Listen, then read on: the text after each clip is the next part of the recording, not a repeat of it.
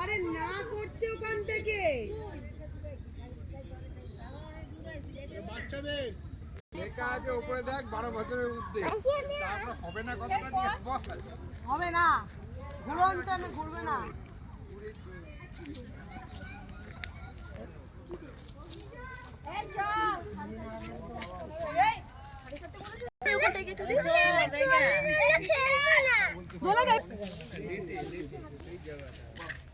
নিজের মধ্যে সময় বাঘ দেখতে গেলি নাকি